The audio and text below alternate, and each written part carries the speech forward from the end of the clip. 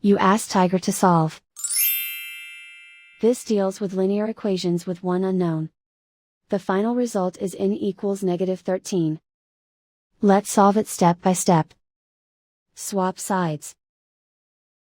Isolate the n.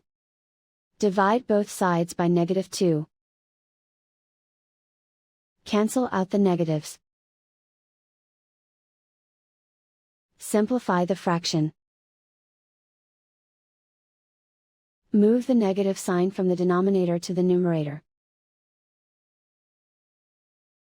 Find the greatest common factor of the numerator and denominator. Factor out and cancel the greatest common factor.